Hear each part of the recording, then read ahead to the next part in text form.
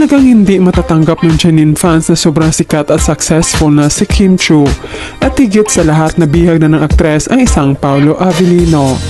Makikita na panay satsat ng mga ito ayon sa kanila, pati biscuit ay in-endorso na ni Kim.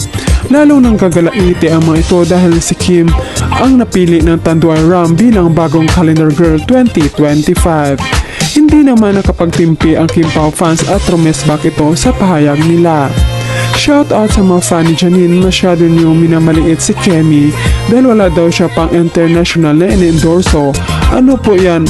Hyundai at H&M. Pang international po yan mga gurang. Si Lolo Oscar naman sabi pati The Biscuit ay in-endorso na ni Kemi. Ano po problema sa Biscuit, Lolo Oscar? Bakit nyo kasi pinapansin yan? Gusto lang naman ng mga yan pag-usapan. Huwag nyo na kasi pinagpapansin yung mabasura, mas lalo tuloy ng amoy. Remember what Kim said, just spread the love and kindness.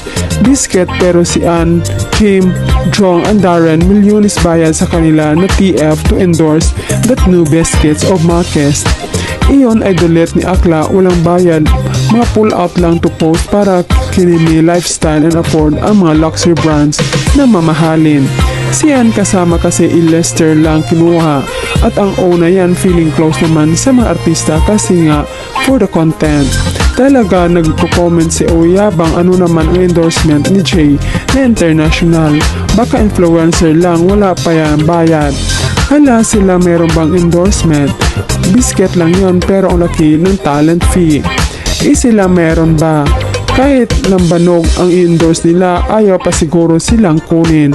Sana nagre-research sa Akla para di siya 80-80. Marquez Crackers is an Indonesian brand that an international brand as well.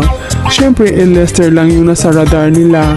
At least may endorsement yung nuno nila. Wala pa akong nakita endorsement kasi mabigat ang aura niya. Natural naman marami silang hanas. Si Kemi madaming endorsement, yung idol nila wala. Kung meron man ako, ilan lang ba? Gusto kasi nila dapat kung anong meron si Kim, meron din idol nila. Kaso mas gusto si Kim kaysa sa idol nila, kaya ayan tumatalak na lang sila. Gusto lang ni Akla mag-react Kim Pao fans para tataas views and comment. Kaya be wise, walang masama sa pag-endorse ng Biscuit lalo na makasama niya Showtime family. Nag-enjoy sila sa ginagawa nila, kumikita pa. Peter lang yon, si Kim afford niya bumili ng Gucci. Take note, CEO ng House of Little Bunny Ang bashers niya afford ba nila bumili ng Gucci?